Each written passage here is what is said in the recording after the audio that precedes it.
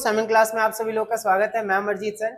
देखिए आज की वीडियो के अंदर हम लोग चैप्टर नंबर 12 करने वाले हैं। इससे पहले मैंने जो नए सिलेबस के अकॉर्डिंग जो चैप्टर आ रहे थे वो मैंने आप लोग को अच्छे से करवा दिए हैं। और इस चैप्टर के अंदर हम लोग प्रशासनिक प्रणाली और संस्थाओं के बारे में पढ़ने वाले हैं कि कैसे मुगल वंश में और उससे पहले कौन कौन सी प्रशासनिक प्रणालियां रहा करती थी और कैसे कैसे शासन पर नियंत्रण रखते थे, उसके लिए कौन से अधिकारी नियुक्त किए गए थे। ये सारी चीजें हम लोग जो है इसमें पढ़ने जा रहे हैं। ठीक है, मध्यकालीन भारत की जो है कुछ कहानियां दे रखी हैं इसमें, और टोटल इसमें जो है 22 क्वेश्चन होने वाले हैं। और मैंने आपको हर चैप्टर के अंदर ये बता रखा है कि कैसे हम लोग छोटे क्वेश्चन को इसमें कंप्लीट कर रहे हैं और जो बड़े क्वेश्चन होंगे वो हम लोग मैराथन वाली वीडियो में लगभग 4 से 5 घंटे की जो वीडियो होगी उसमें आप लोग को कवर करवा दूंगा। ठीक है, तो इस चैप्टर के अंदर 22 क्वेश्चन होंगे और जितने भी MCQ fill in the blanks जो भी है वो सारा इन्हीं में से आएगा। आप लोग बस लाइन वाइज पढ़ते जाएं। एग्जाम से पहले जो है मैं आप लोग को मैराथन क्लास करा के सारा हिस्ट्री का सिलेबस पूरा करवा दूंगा। ठीक है, और इससे पहले मैंने बहुत सी वीडियोस अपलोड करी हैं, आप लोग जाकर उनको जरूर देख सकते हैं। जिसको और ज्यादा एक्स्ट्रा पढ़ना है वो कर सकता है वो काम। ठीक है, चलिए स्टार्ट करते हैं। हमारा पहला क्वेश्चन आज देखिए, सबसे पहला जो हमारा क्वेश्चन है वो है चहलगाम क्या था और इसको किसने स्थापित किया था। ये चहलगाम क्या है और इसको किसने स्थापित किया था वो देखते हैं हम लोग। तो चहलगाम 40 अभिजातों का समूह था, यानी 40 ऐसे बड़े लोगों का समूह था जिसको नियुक्त किया गया था। उस पूरे ग्रुप को जो है चहलगाम बोला गया है। ठीक है, और 1230 के आसपास जो है इसका गठन किया गया था और इसे इल्तुतमिश द्वारा बनाया गया था। इल्तुतमिश द्वारा, ठीक है, याद रखना दिल्ली सल्तनत में बताया मैंने आपको जब पढ़ाया था पिछले चैप्टर, जरूर आप लोग देखें। इल्तुतमिश ने जो है इसका जो है निर्माण किया था। तो पूछेगा चहलगाम का निर्माण क्या है या किसने किया था, तो आपको बताना है इल्तुतमिश ने किया था। और टोटल इसमें 40 जो है मेंबर हैं और अभिजात वर्ग के लोग हैं। टोटल कितने हैं? 40 है। तो उन्होंने इसका निर्माण किया था। किसने किया था? इल्तुतमिश ने 1230 के आसपास। और मैंने आपको बता दिया है कि दिल्ली सल्तनत जो है 1206 से 1200 कब तक चली थी? ये 1526 तक। 1526 तक क्या चली थी? दिल्ली सल्तनत। इसके बाद 1526 में मुगल वंश आ गया था। ठीक है, ये चीज याद रखना। चलिए उसके बाद हमारा नेक्स्ट क्वेश्चन है कि वह प्रथम सुल्तान कौन था जिसने अभिजात वर्ग पर पहली बार, अभिजात वर्ग मतलब जो ऊंचे वर्ग के लोग जिनके पास अच्छा खासा पैसा था, तो अभिजात वर्ग पर पहली बार सख्ती से नियंत्रण रखने की कोशिश की थी। तो वो कौन सा सुल्तान था? तो वो था बलबन। बलबन इल्तुतमिश के 40 तुर्क दासों में से दासों के प्रसिद्ध समूह का सदस्य था। याद रखना, चहलगाम इल्तुतमिश ने बनाया था। 40 सदस्यों का पूरा एक ग्रुप था। उन्हीं 40 में से एक था बलबन। ठीक है, कौन था? बलबन, जिसने क्या करा था कि इसने क्या करा, पहली बार जो है अभिजात वर्ग पर सख्ती से नियंत्रण रखने का फैसला लिया था। तो ये क्या नाम है इसका? बलबन। ठीक है, बलबन, बलबन। चलिए उसके बाद नेक्स्ट क्वेश्चन हमारा, उलेमा कौन थे? देखिए उलेमा मतलब क्या है कि इस्लामिक परंपराओं में, इस्लाम धर्म में ये जो पढ़े लिखे लोग, या बोल सकते हैं कि जो सरिया क्या है? इस्लामिक कानून होता है। जो मानता है वो बासरिया, जो नहीं मानता इस्लामिक कानून को बेसरिया में आता है। तो शरीयत क्या है? कानून है। तो उनके विशेषज्ञ को, जो उसमें मौलवी होते हैं, काजी होते हैं, उन्हीं को जो है उलेमा के नाम से जाना जाता है, जो इस्लाम के बारे में काफी ज्यादा जानकारी रखते हैं। तो देखते हैं क्या बोला जा रहा है। उलेमा धार्मिक विद्वानों का एक समूह था जो धार्मिक मामलों और धार्मिक विवादों को नियंत्रण में या नियंत्रित करते थे। तो धार्मिक मामलों पर नियंत्रण रखते थे कौन? उलेमा। कोई भी दिक्कत तो नहीं है, ये चीज याद रखनी है। चलिए उलेमा समझ में आ गया ना? जो इस्लाम में धार्मिक विद्वान होते हैं, धार्मिक चीजों पर नजर रखते हैं, विशेषज्ञ होते हैं, उनको बोला जाता है उलेमा। कोई दिक्कत तो नहीं है। चलिए नेक्स्ट क्वेश्चन है, वजारत के अंतर्गत कार्य करने वाले 2 विभागों का उल्लेख करें। ये वजारत क्या है? देखिए तो इसमें दे रखा है मुस्तौफी ए मुमालिक और मुशरीफ ए मुमालिक। ये क्या है? तो मुस्तौफी ए मुमालिक क्या है? तो महालेखा परीक्षक होता है, यानी जितने भी लेखक हैं वहां पे उनका, या जितने भी ब्यौरा आ रहा है, लिखित स्वरूप आ रहा है, किसी भी चीज का पूरा हिसाब किताब हो रहा है, उसका परीक्षक है। परीक्षक मतलब चेक करने वाला। तो उसको बोल देते हैं हम लोग मुस्तौफी ए मुमालिक, और दूसरा है मुशरीफ ए मुमालिक, थोड़े कठिन नाम है, इस उस टाइम पे बोले जाते थे। प्रधान लेखाकार होता है ये, दूसरा वाला जो है वो प्रधान लेखाकार है, वो लेखाकारों का प्रधान होता है। ठीक है, कौन लिख रहा है, क्या लिख रहा है, हर चीज का वर्णन, time to time file update करना, जैसे आज के टाइम पे कंपनियां चलाई जाती है ना, वैसे उस टाइम पे ये अधिकारी जो है ये सारे कार्यों पर नजर रखते थे। तो बोलना है 2 विभाग कौन से थे, तो पहला विभाग था मुस्तौफी ए मुमालिक जो महालेखा परीक्षकों का होता था, और दूसरा है मुशरीफ ए मुमालिक जो प्रधान लेखाकार होते थे। कोई दिक्कत तो नहीं है, ठीक है। नेक्स्ट है अलाउद्दीन खिलजी ने सेना में कौन कौन सी कार्य प्रणाली प्रारंभ की थी। खिलजी वंश का अलाउद्दीन खिलजी, इसने क्या है सेना में कौन कौन सी कार्य प्रणाली प्रारंभ की थी सेना में, तो वही बताना है। दाग और हुलिया, दागना मतलब देखा होगा, दाग देते हैं घोड़ों को, गाय भैंसों को नहीं, गायों को दाग दिया जाता है। ये क्रूर लोग होते हैं जो ये सब उल्टे सीधे काम करते हैं। देखिए दाग और हुलिया क्या है, तो यह सैन्य प्रणाली जिसमें ये अलाउद्दीन खिलजी ने लागू की थी, है क्या वो देख लीजिए।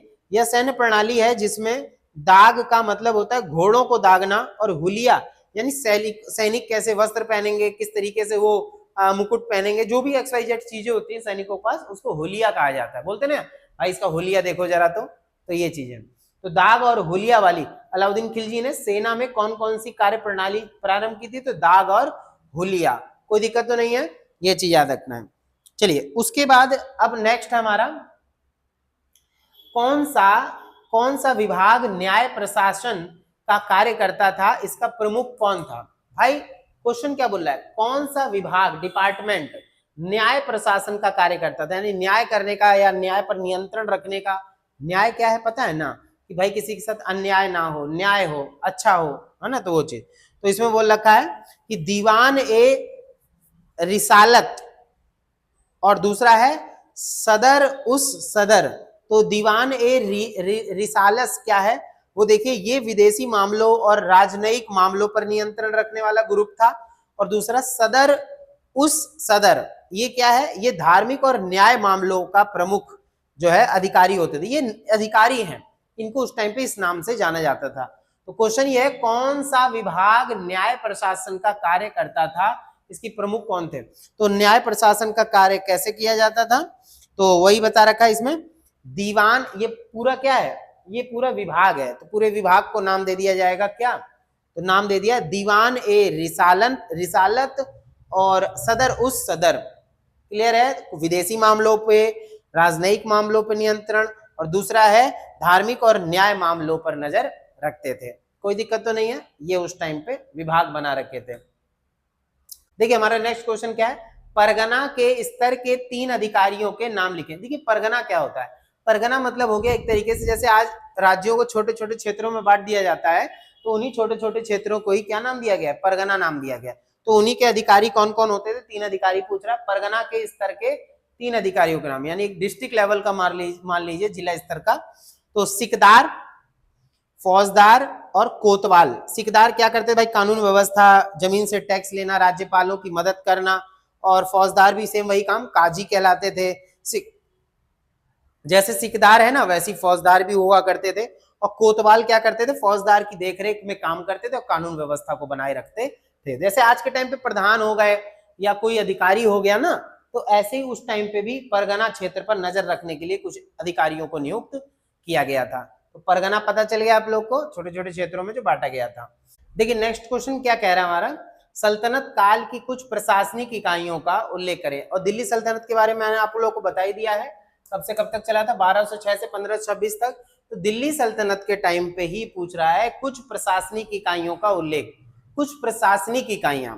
ठीक है, देखिए तो कौन कौन सी प्रशासनिक इकाइयां मतलब अलग अलग क्षेत्रों की बात कर रहे हैं, तो उन्हीं में पूछ रहा है सल्तनत काल की कुछ प्रशासनिक इकाइयां, कि भाई गांव है, जिला है, ऐसे ही पूछ रहा है। तो परगना में बटा होता था, जिसे हम जिला भी बोल सकते हैं, जो पहला वाला क्वेश्चन था ना इसी टाइप का था। तो वही बोल रहा है, परगना हो सकता है, सिख हो सकता है, सिख, और सरकार हो सकता है। तो ये अलग अलग जो है, सरकार भी इन्हीं में ही आ जाएगा, तो सरकार बोलेंगे इसमें। तो 3 हमने नाम पढ़ लिए, परगना, सिख और सरकार, ये 3 जो है प्रशासनिक इकाइयां होती थी। नेक्स्ट में बताने जा रहा हूँ गांव के कुछ महत्वपूर्ण कार्यकर्ताओं के नामों का उल्लेख। भाई गांव में कुछ महत्वपूर्ण कार्यकर्ता होते हैं ना, काम करने वाले, जो गांव पर नियंत्रण रखते थे। तो ये कौन कौन से होते थे वो बताना है। एक होता था खुद मुकद्दम और एक होता था पटवारी। ये खुद मुकद्दम क्या होते थे, ये लोग गांव के मुखिया होते थे और सरदार भी बोलते थे इनको, जैसे आज प्रधान प्रधान होते हैं ना गांव में, वही। और एक है भूमि राजस्व यानी पटवारी, ठीक है, तो इसमें भूमि राजस्व यानी पटवारी के नाम से जो है इसको जानते थे। नेक्स्ट क्वेश्चन है हमारा फवाजील क्या है, ये फवाजील किसे कहते हैं। देखिए तो नेक्स्ट क्वेश्चन हमारा फवाजील राजस्व की वह शेष राशि है होती है जिसे मुक्ति अपने तथा सेना का खर्च पूरा करने के बाद सुल्तान को भेजता था। जैसे मान लीजिए किसी मुक्ति, मुक्ति मतलब अधिकारी है जो हर चीज पर नियंत्रण रखते थे, तो मुक्ति ने क्या करा, सेना पर और जो उनके जो पूरी बटालियन या सेना बोल सकते हैं, और पूरे खर्च पर हर चीज को पूरा कर लिया, जानवरों पर, सेना पर जितना भी पैसा खर्च हुआ है वो लगा दिया, और जो बचा वो सारा ले जाकर राजा को दे दिया। तो उस शेष राशि को जो राजा को दिया गया उसको क्या बोलते थे, फवाजील कहते थे। कोई दिक्कत तो नहीं है, तो ये क्वेश्चन याद रखना, ठीक है ना। देखिए नेक्स्ट क्वेश्चन आ रहा है, बाजार नियंत्रण के नियमों की देखरेख करने वाले कौन कौन से अधिकारी थे। तो बाजार नियंत्रण के नियमों की देखरेख करने वाले कौन से अधिकारी, बाजार होता था, जैसे आज भी आप किसी मार्केट में जाएं तो अलग अलग चीजों की अलग अलग मार्केट होती है, कपड़ों की अलग है, सब्जी की अलग है, इसकी अलग है, उसकी अलग है ना। ऐसे ही उस टाइम पे क्या था, बाजार नियंत्रण के नियमों की देखरेख करने वाले कौन कौन से अधिकारी होते थे वो देखिए। तो जो है सिहना, बदरीस, मुनिहियान इत्यादि। ये थोड़े कठिन से नाम है लेकिन याद करना है। सिहना ये क्या करते थे ये लोग, जैसे मान लो कोई राजा है वो चाहता है पूरे बाजार पर नियंत्रण रखे, तो कुछ अधिकारियों को बना देगा, उन अधिकारियों को ही नाम दिया गया, याद रखना, सिहना, बदरीस, मुनिहियान, ये सब इन नामों से जो है जाने जाते थे। कोई दिक्कत तो नहीं है ना। चलिए उसके बाद है उन स्थानों के नाम लिखे जहां पर अलाउद्दीन खिलजी द्वारा अन्न भंडार स्थापित किए जाते थे। अलाउद्दीन खिलजी कहां पर अपना अनाज भंडार करता था, तो इसने बता रखा है दिल्ली और छैन यानी राजस्थान में है। तो राजस्थान और दिल्ली में अलाउद्दीन खिलजी क्या करता था, अपने जो है ये क्या नाम है सारी अनाज भंडार वहीं पे ये लोग क्या करते थे, दिल्ली में और छैन में यानी जो राजस्थान में पड़ता वहां ये लोग अनाज का भंडार करते थे। कोई दिक्कत तो नहीं है। चलिए उसके बाद है बंजारे कौन थे, तो बहुत से लोगों को पता भी होगा बंजारे क्या करते हैं, एक जगह नहीं टिक के रहते हैं। खाद्य भंडार या बंजारे खाद्य अनाजों को देहातों से ढोकर यानी गांव देहात से ढोकर शहर ले जाते थे, और अलाउद्दीन खिलजी के समय के दौरान उन्होंने अपने आप को संगठित किया और यमुना के किनारे बस गए। यमुना नदी के किनारे जो है ये बंजारे बसते चले गए, इसीलिए इन्हें बंजारे का नाम दिया गया, जो एक जगह टिक कर नहीं रहते थे। कोई दिक्कत तो नहीं है ना। चलिए नेक्स्ट क्वेश्चन है कि अकबर ने वजीर की शक्ति क्यों कम की थी। मैंने बताया था आपको पिछले चैप्टर में, बैरम खां को क्यों बर्खास्त कर दिया था अकबर ने, कि भाई कोई भी राजा हो ये वो उस टाइम पे ये नहीं चाहता था कि राज जो सेना है उसकी या कोई मंत्री है वो उससे भी ऊपर चला जाए। तो इसलिए क्या करते थे, अकबर ने क्या किया कि अकबर वजीर की शक्ति को नियंत्रित करना चाहता था, क्योंकि उसका वजीर बैरम खां शक्तिशाली बन चुका था। इसमें भी बैरम खां के बारे में बता रखा है। अकबर ने वजीर से सभी वित्तीय शक्तियां छीन ली थी, वित्तीय शक्ति यानी पैसे की शक्ति सारी कुछ छीन ली थी, इसी को बोला जाता है। कोई दिक्कत तो नहीं है। चलिए मीर सामा कौन था, उसके क्या कार्य थे, मीर सामा कौन था और उसके क्या कार्य थे वो बताना है। चलिए तो मीर सामा शाही कारखाने का पदाधिकारी था और उस पर शाही घर की, देखिए मीर सामा क्या था, इन्हीं में से था। मीर सामा कौन था, उसके क्या कार्य थे, तो मीर सामा शाही कारखाने का यानी राजा का जो पूरा शाही कारखाना है जहाँ जेवर बन रहे थे, आभूषण बनते थे, ये सब चीजें, तो शाही कारखाने का पदाधिकारी था। उस पर शाही घर की सभी प्रकार की खरीदारी और जैसे मैनेजर होता है ना, ऐसे था मीर सामा, और उनके गोदाम की जिम्मेदारी थी, तथा साथ ही विभिन्न निर्मित वस्तुओं का निरीक्षण करना भी था। भाई कौन सी वस्तु बन रही है कौन सी नहीं बन रही है, इस सारी चीजों पर नियंत्रण रखने की जिम्मेदारी किसकी थी, मीर सामा की थी। कोई दिक्कत तो नहीं है। चलिए नेक्स्ट है मुतासदी कौन था, और ये थोड़ा सा नाम ऐसे दे रखा, मुतासदी सदी कौन था और उनके क्या कार्य थे, तो लोग कठिन नाम होते हैं इन लोग के, वो देखिए ये क्या है, मुतासदी बंदरगाहों यानी पत्तन का गवर्नर था। पत्तन यानी क्या है, ये मुतासदी जो है ये कौन था, ये पत्तन यानी कि बंदरगाह जो होते हैं, जैसे सी पोर्ट होता है ना जहां समुद्री जहाज रुकती है, आना जाना निर्यात आयात होता रहता है, वहां का ये क्या था, गवर्नर यानी मैनेजर टाइप का था। ठीक है, वह माल का कर इकट्ठा करता था यानी टैक्स इकट्ठा करता था, जो सामान आया जो सामान गया है, और सीमा शुल्क कार्यालय की देखरेख करता था, यानी जो सीमा शुल्क है यानी जो टैक्स लिया जाता था आने जाने पर, उस पर नियंत्रण ये लोग रखते थे। पहले भी वही होता था, अब भी वही होता, पर पहले बिना टेक्नोलॉजी के होता था, अब टेक्नोलॉजी के साथ होता है।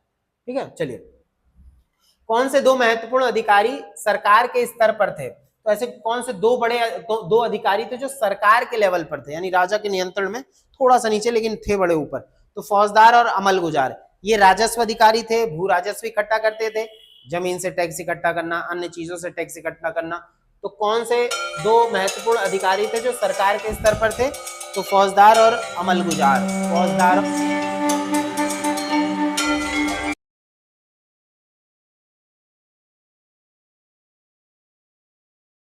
चलिए, नेक्स्ट क्वेश्चन हमारा, मनसबदारी प्रणाली किसने प्रारंभ की थी और यह प्रणाली क्यों बनाई गई थी? तो देखिए, अकबर ने मनसबदारी प्रणाली स्थापित की थी। किसने बनाई थी? अकबर ने।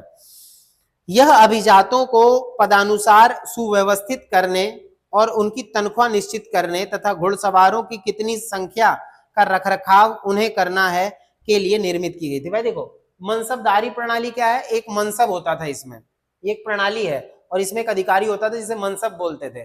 वो मनसब क्या करता था कि सेना में कितने घोड़े रखे जाएं, कितने नहीं रखे जाएं, किसकी कितनी सैलरी होनी चाहिए, ये सारा वही डिसाइड करेगा। तो अकबर ने इसीलिए एक प्रणाली बनाई थी जिसका नाम है मनसबदारी प्रणाली। इसका जो रखरखाव करता था वो मनसब होता था। वो क्या करता था कि सेना में कितने घोड़े होने चाहिए, कितनी सेना की संख्या होनी चाहिए, कितनी किसकी सैलरी होनी चाहिए, हर एक चीज डिसाइड करेगा। जैसे मैनेजर होता है ना आज, वही सारा काम उस टाइम पे मनसबदार का होता था। ठीक है ना, चलिए नेक्स्ट क्वेश्चन है, जात और सवार क्या थे? भाई जात और सवार ये व्यक्तिगत होता था या सामूहिक? जैसे जात किसी अधिकारी की व्यक्तिगत श्रेणी की ओर संकेत करता है। भाई एक जात का एक व्यक्ति है, उसी के साथ जो समूह के लोग हैं वो उस जात के कहलाएंगे, और एक ग्रुप का नाम है जात। और बोल रखा है सवार किसी मनसबदार के द्वारा किए गए सैन्य दल के आकार को दर्शाता है। ये क्या है? सवार क्या है? जैसे कोई ये है मनसबदार है, जो अधिकारी है, वो क्या करते थे कि पूरा जो इनकी पूरी एक टीम होती थी, उस कितनी सेना रखी जाए, जब वो निश्चित कर लिया कि हाँ 1000 सेना होगी एक में, तो उसको सवार बोलते थे। तो जात क्या है? किसी एक व्यक्तिगत के जात के नाम से जाना जाता था। और सवार क्या है? जब वो पूरी सेना बटालियन बन जाती थी तो उसको नाम दे दिया जाता था सवार। ठीक है, तो जात किसी अधिकारी की व्यक्तिगत श्रेणी की ओर, भाई व्यक्तिगत पर्सनली उसके साथ जो जुड़े हुए हैं वो जात है। और सवार क्या है? जब पूरी सेना एकजुट हो गई उसको एक नाम दे दिया गया, उसको बोलते थे सवार। ठीक है, कोई दिक्कत तो नहीं है। चलिए, सैन्य दल को दर्शाता है ये। ठीक है, नेक्स्ट है, औरंगजेब ने मनसब प्रणाली को क्या परिवर्तन किया? औरंगजेब ने पहले, देखिए कौन आया था, मैंने आप लोग को पहले बता रखा था कि कैसे याद रखना है इसको। बाबर, हुमायूं, अकबर और जहांगीर। आई से जहांगीर याद रखना है, शाहजहां, औरंगजेब, बहादुर शाह, जफर। तो हम यहाँ वही बात कर रहे हैं, अकबर लेकर आया था मनसबदार प्रणाली को। ठीक है, फिर यहाँ बात हो रही है औरंगजेब ने मनसब प्रणाली में क्या परिवर्तन किया इसने। तो मनसबदारी में औरंगजेब ने, मैंने बताया था पिछली वीडियो में, औरंगजेब ने मनसब प्रणाली में एक अन्य पद जोड़ा जिसे मशरूत कहा गया, सशर्त कहा गया। उसने एक अन्य कटौती की जिसे खुराक ए दवाब कहा गया, जो साम्राज्य के अस्तबल के पशुओं के चारे के लिए थी। जैसे मनसबदारी प्रणाली मैंने आपको बताया, इसका एक अधिकारी होगा मनसबदार। तो वो मनसब क्या होता था कि हर चीज पर, सेना में कितने घोड़े रखें, कितनी सेना होनी चाहिए, हर चीज पर किसकी सैलरी कितनी होनी चाहिए, वो हर चीज डिसाइड करेगा। पर इसने, औरंगजेब ने इसी में एक चीज और कर दिया कि भाई इसी में से ये एक काम और करे, कुछ पैसे की कटौती करे, जो किस पे लगा दे, अस्तबल पर, घोड़ों के खुराक पर ज्यादा जोर दिया जाए। ये किसने करवा दिया? औरंगजेब ने। ठीक है, देखिए तो वही बोला है कि साम्राज्य के अस्तबल, अस्तबल मतलब जहां घोड़े रहते हैं, अस्तबल के पशुओं के चारे के लिए व्यवस्था इसने करवाई। किसने? औरंगजेब ने। ठीक है, नेक्स्ट है, जागीर प्रणाली क्या थी? जागीर प्रणाली को क्या बोलते हैं? तो देखिए, जागीर क्या है? राजा जागीर यानी जमीन दिया, जागीर मतलब जमीन। जमीन किसको दिया करते थे? जो है इनके सरदारों को हो गया, या फौजदार, अमल गुजार, जो भी होते थे यहाँ पे अधिकारी, राजा उनको जमीन देते थे, वो किसानों को देते थे, किसानों टैक्स लेकर राजा को जो है देते थे। ये पूरी व्यवस्था को जागीर प्रणाली के नाम से जाना जाता है। ठीक है, जागीर किसे कहते हैं? एक संपत्ति को कहा जाता है, और जागीर प्रणाली उस पूरी व्यवस्था को, जैसे राजा ने अधिकारी को दिया, अधिकारी ने किसानों को, फिर अधिकारी ने वहां से टैक्स वसूली करके राजा को दे दिया, ये पूरी प्रणाली को जागीर प्रणाली के नाम से जानते हैं। ठीक है ना। लास्ट क्वेश्चन देखिए, मराठा यानी जो महाराष्ट्र के थे सब, मराठा प्रशासन के अंतर्गत प्रशासन की सबसे छोटी इकाई कौन सी थी? यानी सबसे छोटी इकाई, जैसे गांव वगैरह होती है, हमारे यहाँ सबसे छोटी निचली इकाई तो ग्राम होती है ना, गांव, तो वही बोल रखा है मराठा प्रशासन के अधीन मौजा, मौजा बोल दो, या गांव सबसे छोटी प्रशासनिक इकाई होती थी। देखिए, तो वही चीज मैंने बताया कि भाई मौजा हो या जो प्रशासन की सबसे छोटी इकाई ग्राम हो या गांव हो, वही सबसे छोटी इकाई होती थी। आई थिंक सबको समझ में आ गया होगा। बेहतरीन तरीके से मैंने आप लोगों को समझाने की पूरी कोशिश की है। ठीक है, इससे पहले वाली वीडियो जिसने नहीं देखी वो जरूर जाकर देखें। ठीक है, और इस चैप्टर के अंदर जो भी मैंने क्वेश्चन कराए हैं सारे शॉर्ट क्वेश्चन है, इंपॉर्टेंट क्वेश्चन है, आप लोग इनको अच्छे से करें। और मैंने आप लोग को बताया है बेहतरीन तरीके से कि आने वाली जो वीडियोस होंगी और ज्यादा अच्छी बनाने की पूरी कोशिश करूंगा। और आप लोग अपना प्यार ज्यादा से ज्यादा साइमन क्लास के साथ बना के रखना। और हाँ, बता दिया मैंने कि मैराथन क्लास होगी, एंड में करवाऊंगा, उसमें सारे क्वेश्चन होंगे पूरे हिस्ट्री के, जितने बड़े हो, 4 से 5 घंटे क्लास होगी। आप लोग बस अपना प्यार ज्यादा से ज्यादा साइमन क्लास के साथ बना के रखें। तब तक के लिए जय हिंद, जय भारत।